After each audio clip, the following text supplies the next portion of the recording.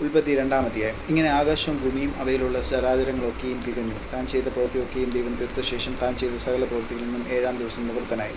താൻ സൃഷ്ടിച്ചുണ്ടാക്കിയ സകല പ്രവൃത്തിയിൽ നിന്നും അന്ന് നിവൃത്തനായതുകൊണ്ട് ദൈവം 7-ാം ദിവസത്തെ അനുഗ്രഹിച്ച് ശുദ്ധീകരിച്ചു. യഹോവയായ ദൈവം ഭൂമിയും ആകാശവും സൃഷ്ടിച്ച നാളിൽ ആകാശവും ഭൂമിയും സൃഷ്ടിച്ചതിൻ്റെ ഉൽപ്പത്തി വിവരം. വയലിലെ ചെടിയൊന്നും അതുവരെ ഭൂമിയിൽ ഉണ്ടായിരുന്നില്ല, വയലിലെ സസ്യമൊന്നും മുളച്ചിരുന്നതുമില്ല. യഹോവയായ ദൈവം ഭൂമിയിൽ മഴ പെയ്ച്ചിരുന്നില്ല, നിലത്തെ വേല ചെയ്യുവാൻ മനുഷ്യനും ഉണ്ടായിരുന്നില്ല. ഭൂമിയിൽ നിന്ന് മഞ്ഞ് പൊങ്ങി നിലമൊക്കെയും നനച്ചു വന്നു. യഹോവയായ ദൈവം നിലത്തെ പൊടി കൊണ്ട് മനുഷ്യനെ നിർമ്മിച്ചിട്ട് അവൻ്റെ മൂക്കിൽ ജീവശ്വാസം ഊതി.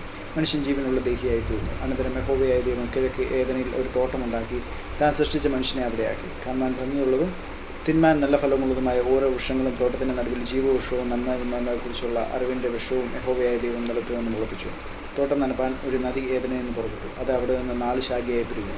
ഒന്നാമത്തേതിന് പീശോൻ എന്നു പേർ. അത് ഹവീല ദേശമൊക്കെയും ചുറ്റുന്നു. അവിടെ പൊന്നുണ്ട്. ആ ദേശത്തിലെ പൊന്ന് മേതരമാവുന്നു. അവിടെ ഗുൽഗുലുവും ഗോമേതകവും ഉണ്ട്. 2-ാം നദിക്ക് ഗീഹോൻ എന്നു പേർ. അത് കൂശ് ദേശമൊക്കെയും ചുറ്റുന്നു. 3-ാം നദിക്ക് ഹിദ്ദേക്കൽ എന്നു പേർ. അത് അശ്ശൂരിന് കിഴക്കോട്ട് ഒഴുകുന്നു. 4-ാം നദി ഫ്രാത്താവുന്നു. യഹോവയായ ദൈവം മനുഷ്യനെ കൂട്ടിക്കൊണ്ടുപോയി ഏദൻ തോട്ടത്തിൽ വേല ചെയ്യുവാനും അതിനെ കാപ്പാനും അവിടെ ആക്കി.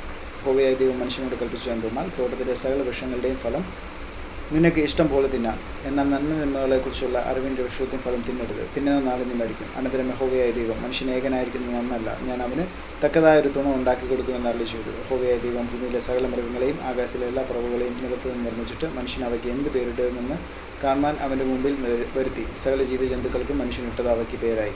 മനുഷ്യൻ എല്ലാ കന്നുകാലികൾക്കും ആകാശത്തിലെ പറവുകൾക്കും എല്ലാ കാട്ടുമൃഗങ്ങൾക്കും പേരിട്ടു. എങ്കിലും മനുഷ്യന് തക്കതായൊരു തുണ കണ്ടുകിട്ടിയില്ല. ആകയാൽ യഹോവയായ ദൈവം മനുഷ്യനൊരു ഗാഢനിദ്ര വരുത്തി. അവൻ ഉറങ്ങിയപ്പോൾ അവൻ്റെ വാരിയലുകളിൽ ഒന്നെടുത്ത് അതിന് പകരം മാംസം പുതിച്ചു. യഹോവയായ ദൈവം മനുഷ്യനിൽ നിന്നെടുത്ത വാരിയലിനെ ഒരു സ്ത്രീയാക്കി അവളെ മനുഷ്യൻ്റെ അടുക്കൽ കൊണ്ടുവന്നു. അപ്പോൾ മനുഷ്യൻ ഇതിപ്പോൾ എൻ്റെ അസ്ഥിയിൽ നിന്ന് അസ്ഥിയും എൻ്റെ മാംസത്തിൽ നിന്ന് മാംസവുമാവുന്നു. ഇവളെ നരനിൽ നിന്ന് എടുത്തിരിക്കാൻ ഇവൾക്ക് നാരി എന്ന് പേരാകുമെന്ന് പറഞ്ഞു.